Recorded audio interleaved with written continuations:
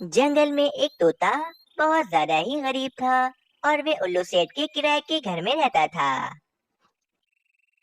अरे बेटा जल्दी आओ, जल्दी से आकर खाना खा लो, वरना खाना ठंडा हो जाएगा। रुक जाओ तोते जी, मैं अपने बेटे को बुलाकर लाता हूँ। वे पेड़ के नीचे झूला झूल रहा है। फिर वे तोता नीचे नन्हे तोते के पास आता है। अरे भाई बस भी करो बेटा, कब से तुम्हारी मम्मा तुम्हें आवाज दे रही है।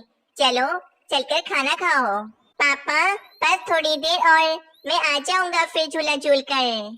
वे नन्हा तोता झूला झूल रहा होता है कि अचानक वे झूला टूट जाता है। अरे अरे मेरे बेटे, तुम्हें कहीं लगी तो नहीं ना? मुझे तो कहीं नहीं लगी, लेकिन मेरा ये झूला टूट गया। अब मेरे पास एक ही झूला था, अब मैं किस झूले में झूला झूलूंगा? कोई बात नहीं मेरे बेटे, मैं इस झूले को दोबारा से ठीक कर दूंगा। तुम अब खाना खाने चलो। फिर वे तोता अपने बेटे को लेकर घर में आ जाता है। मम्मा मेरा झूला टूट गया और मैं उस झूले से गिर भी गया था। अब मैं किस झूले में झूला झूलूंगा? बेटा तुम्हें कहीं लगी तो नहीं ना? तोते जी, मैं आपसे कितने दिनों से कह रही हूँ कि हमारे बेटे को नया झूला बनवा दें, लेकिन आप तो मेरी सुनते ही नहीं हैं। देखो तोती जी, मेरे पास इस घर का किराया देने के पैसे भी नहीं होते, तो मैं इसे नया झूला कहाँ से बनवाऊंगा? बस पापा, मैं कुछ नहीं चाहता। मुझे मेरे जन्मदिन पर नया झूला चाहिए, वरना मैं ये घर छोड़कर हमेशा के लिए चला जाऊंगा। अच्छा अच्छा ठीक है बेटा, अभी तो खाना खाओ, मैं तुम्हें नया झूला दिला दूंगा। फिर वे तोते का बेटा आराम से भोजन खाने लगता है। तोती जी, मैं थोड़ी देर में आता हूँ। ये कहकर वे तोता वहाँ से चला जाता है। अरे तोते भाई, इतने परेशान क्यों लग रहे हो तुम? हाँ हाँ, मुझे भी तोता बहुत ज्यादा परेशान लग रहा है। बताओ तोते, आखिर क्या बात है? नहीं नहीं पक्षियों, तुम सब ऐसे ही चिंता कर रहे हो। मैं बिल्कुल ठीक हूँ, कोई परेशानी वाली बात नहीं है। ये कहकर वे तोता वहाँ से चला जाता है। पक्षियों, ये तोता जरूर किसी न किसी मुश्किल में है और हमसे छुपा रहा है कि आखिर क्या बात है। हाँ हाँ, मुझे भी कुछ ऐसा ही लगता है। वहीं दूसरी तरफ तोता टूटा हुआ झूला वापस जोड़ देता है। अरे ये देखो नन्हे तोते, मैंने तुम्हारा झूला जोड़ दिया। अब तुम आराम से इस झूले में झूला झूल सकते हो। पापा, मैंने आपसे कहा था कि आपसे मैं इस बेकार से झूले में कभी झूला नहीं झूलूंगा।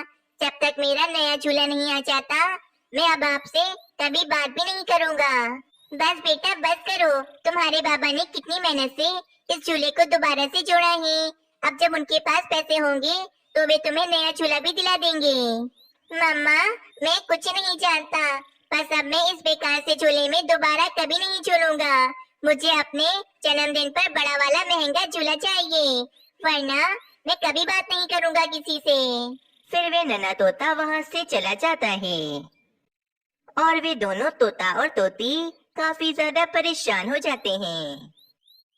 तोती जी, हमने सोचा था कि हम अपने बेटे के जन्मदिन पर इसे छोटा सा झूला देंगे, परंतु हमारे बेटे को तो बड़ा वाला झूला चाहिए और वो बहुत ज्यादा महंगा होता है। तोते जी, आप ज्यादा परेशान मत हुआ करें, नन्हा तोता तो पागल हो गया है, उसे मैं ठीक कर दूंगी, बहुत ज्यादा बदतमीज हो गया है।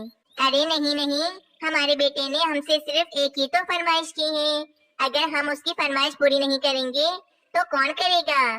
तुम चिंता मत करो, मैं कुछ न कुछ कर लूंगा। तोती जी, हमारे पास इस महीने के किराए के पैसे पड़े हैं जो हमें उल्लू सेठ को देने हैं।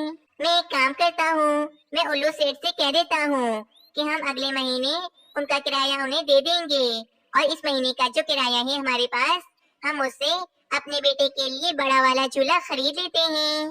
वो तो ठीक है तोते जी, परंतु उल्लू सेठ नहीं मानेंगे कभी। ये सब बातें चल रही होती हैं कि वहाँ पर उल्लू सेठ आ जाते हैं। अरे क्या हो गया भाई तोते, क्या इस बार तुम्हारा किराया देने का मन नहीं है क्या, जो मुझे खुद आना पड़ा यहाँ पर? उल्लू सेठ, मुझे पैसों की बहुत जरूरत है, इसीलिए इस महीने का किराया मैं आपको अगले महीने दे दूंगा। अरे नहीं नहीं तोते, ये सब मुझे उधार वगैरह बिल्कुल पसंद नहीं है। मुझे इस महीने का किराया अभी के अभी चाहिए बस। इस तरह वे उल्लू सेठ अपना किराया तोते से ले जाता है। तोते जी, अब कुछ नहीं हो सकता।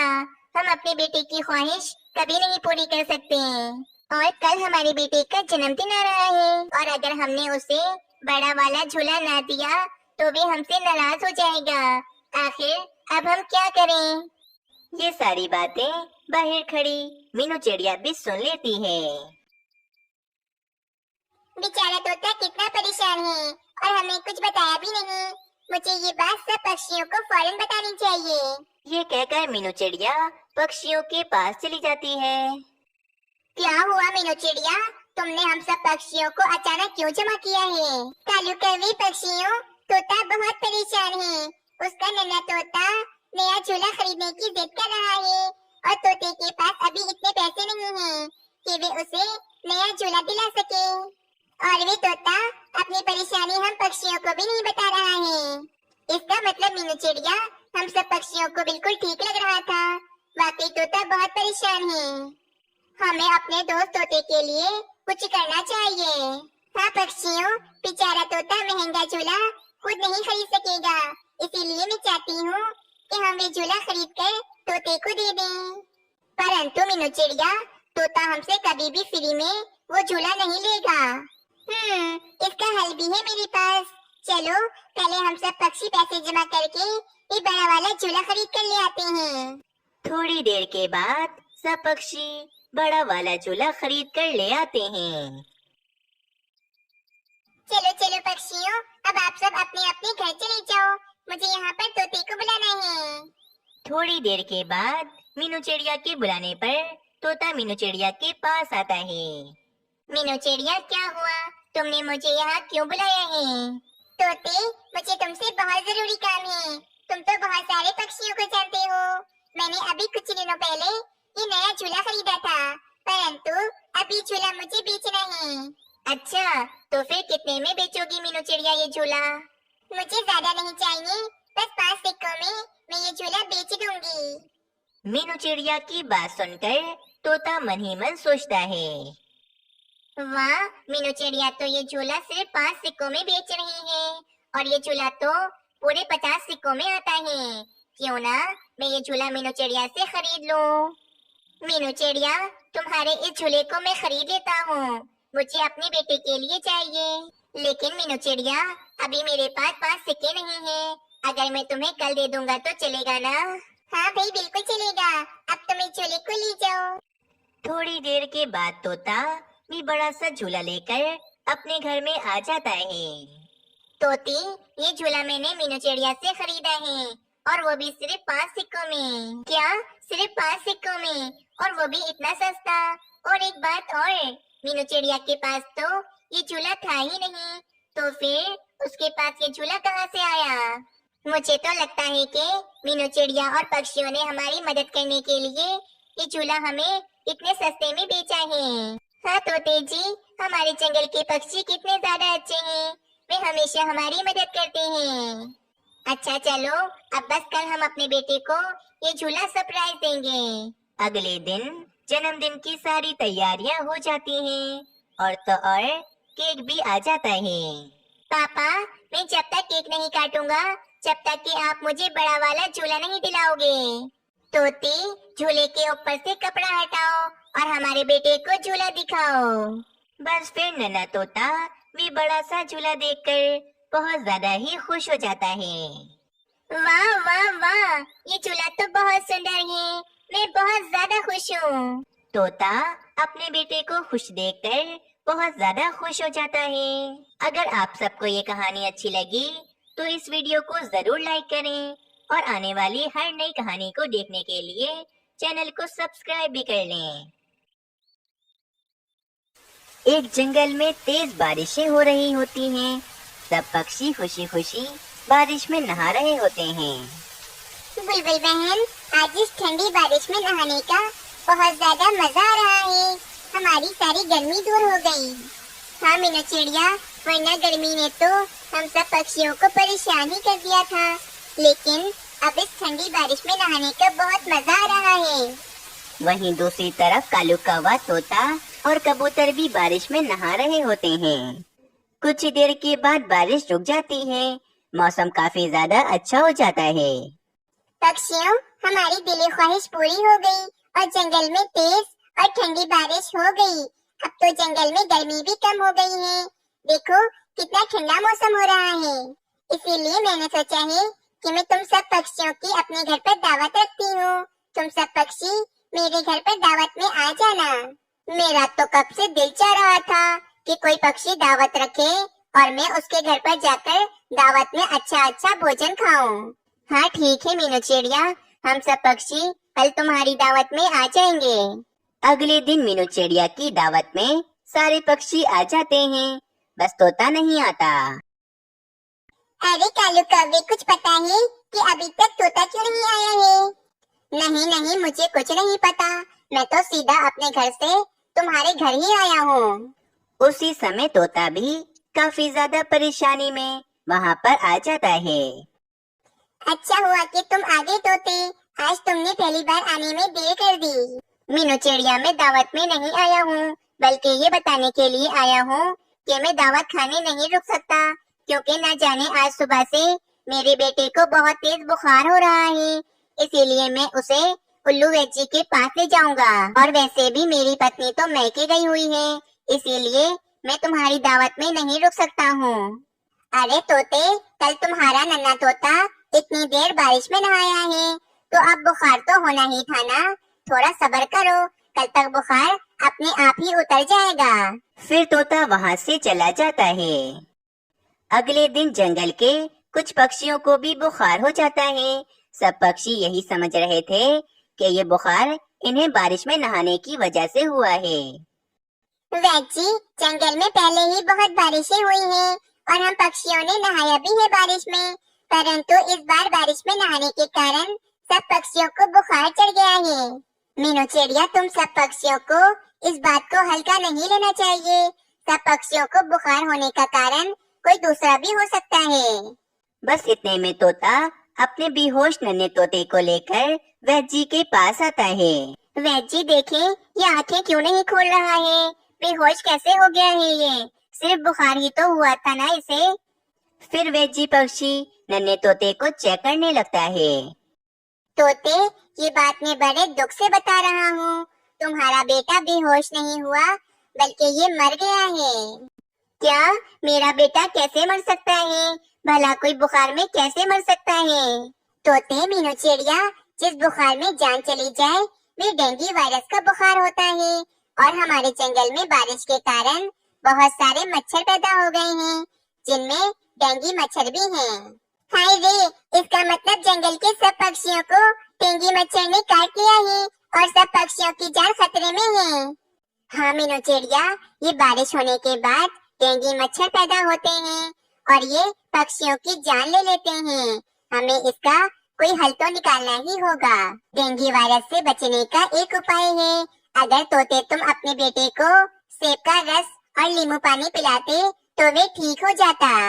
लेकिन वैजी पक्षी, मुझे तो पता ही नहीं था कि मेरे बेटे को डेंगू वायरस हो गया है। वैजी, जल्दी करें, डेंगू वायरस वाली बात सब पक्षियों को बतानी होगी। फिर वे सब फौरन पक्षियों के पास उन्हें डेंगू वायरस वाली बात बताने के लिए चले जाते हैं। फिर वैजी पक्षी आकर सब पक्षियों को डेंगू वायरस वाली बात बता देते हैं। मीनू चिड़िया, मैं इतनी जल्दी नहीं मरना चाहता हूँ और मैं वही तो सोचूं कि मुझे बुखार में इतनी ज्यादा कमजोरी क्यों हो रही है। पक्षियों, आप सब रोजाना सेब का जूस और नींबू पानी पियोगे। हाँ पक्षियों, ये डेंगू वायरस बहुत खतरनाक है। अगर तुम सब सेब का जूस और नींबू पानी पियोगे तो तुम डेंगू वायरस से बचे रहोगे। परंतु वैजी, ये इस समस्या का कोई हल तो ना हुआ। हम कब तक सेब का जूस और नींबू पानी पीते रहेंगे? इस समस्या का एक ही हल है कि हमें डेंगू मच्छरों का खात्मा करना होगा। मीनू चिड़िया, तुम ठीक कह रही हो। आज तोते का बेटा मरा है, कल को हमारे बच्चे भी मर सकते हैं। इस खतरनाक वायरस को हमें किसी भी तरह अपने जंगल से निकालना ही होगा। मैं तो कहता हूँ कि कोई पक्षी जाकर डेंगू मच्छरों के सरदार से बात करें कि वे हम पक्षियों को ना काटें। हाँ कबूतर, ये तुमने एकदम ठीक कहा। ये उपाय बहुत अच्छा है। क्या पता हमारी बात वे डेंगू मच्छर के सरदार मान जाएं और वे हम पक्षियों को काटना छोड़ दें। वैसे वैजी पक्षी, जहाँ तक कि मेरा अंदाजा है, ये डेंगू मच्छर ज्यादातर गुफा के अंदर ही रहते हैं। हम दोनों चलते हैं उन डेंगू मच्छरों के पास। फिर मीनू चिड़िया और वैजी पक्षी गुफा की तरफ चले जाते हैं। मीनू चिड़िया और वैजी एक गुफा में आ जाते हैं, जहाँ पर बहुत सारे मच्छर होते हैं। उन्हीं डेंगू मच्छरों के बीच में उनका एक सरदार भी होता है। अरे पक्षियों, तुम इधर इस गुफा में क्यों आ गए हो? देख नहीं रहे, इस गुफा में हम डेंगू मच्छरों का राज है। सरदार जी, आप गुस्सा ना हो, हम आप डेंगू मच्छरों को परेशान नहीं करते, तो फिर आप सब डेंगू मच्छर हम पक्षियों को काटकर परेशान क्यों करते हैं? हाँ सरदार जी, आपको पता है कि आपके एक मच्छर के काटने से एक नन्हे पक्षी की जान भी चली गई है। सब पक्षी बुखार में पड़े हैं। आपको ये सब कुछ करके आखिर क्या मिलता है? हम पर मेहरबानी करें, अपने डेंगू मच्छरों को हम पक्षियों को काटने से मना कर दें। ये तुम कैसी बातें कर रहे हो? मच्छरों का तो काम ही यही है कि हम दूसरे इंसानों, पक्षियों और जानवरों को काटें। यही तो हमारा भोजन है। और अच्छा है ना, जंगल में कोई भी पक्षी नहीं रहेगा, तो सिर्फ डेंगू मच्छरों का ही राज होगा। परंतु सरदार जी, ये तो तुम बहुत गलत कर रहे हो ना। चुप हो जाओ बिल्कुल और जाओ यहाँ से, वरना अभी मेरे सारे डेंगू मच्छर तुम दोनों पर हमला कर देंगे। फिर वैजी और मीनू चिड़िया उदास होकर वहाँ से चले जाते हैं। मैंने तो पहले ही बोला था कि वे जानलेवा मच्छर भला हमारी बात क्यों सुनेंगे। पक्षियों, मेरा बेटा तो मर गया है और अब हम सब पक्षी भी मर जाएंगे। अब कोई हल नहीं है।